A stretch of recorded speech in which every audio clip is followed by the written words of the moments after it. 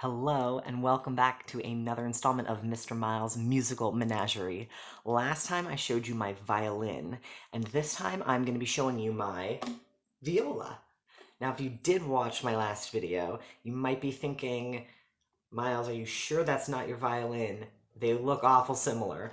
And, well, you'd be right. The violin and the viola are very, very similar. They're sort of like brother and sister in the orchestra. You can see that the violin is a little bit smaller, and the viola is a little bit bigger. The other difference in how they sound is that the violin has a high E string that the viola does not have. They share an A, a D, and a G, but then the viola has a low C string below the violin, which lets the viola play nice and low like this.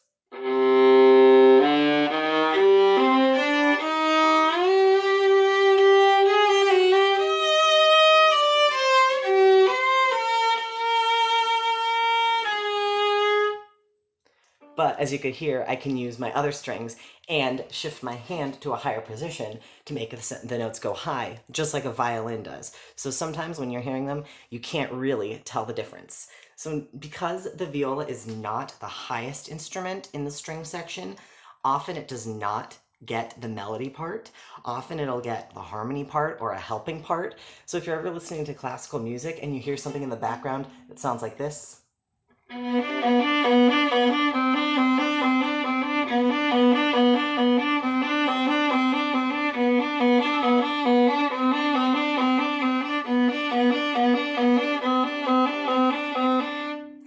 you could guess that that is the viola section playing that part.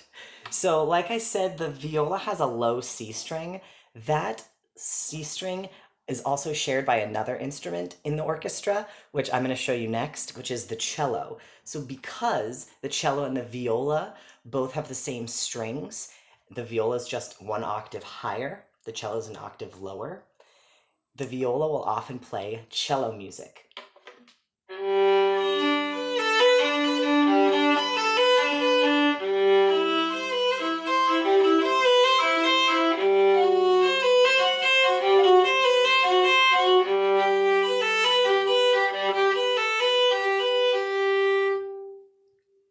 Now, another difference between the viola and the violin is that the viola, unlike every other instrument, every other string instrument, is measured in inches. So the violins, the cellos, the basses, all of those instruments are measured like half size and quarter size and three-quarter size and full size.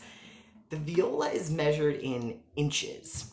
It has something to do with the blueprint and how it's designed, but this one is a 15.5-inch viola, and that's sort of on the smaller side too. I think they can go up to like 17 and 17.5 inches. So because the violas are sort of different, they're a little bit more uncommon.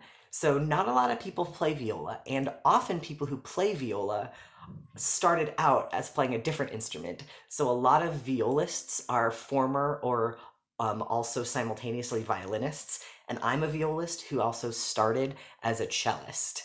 The last thing I wanted to say is that even though violas are uncommon, they do have very beautiful repertoire or music written for them. So you should go listen to some viola music.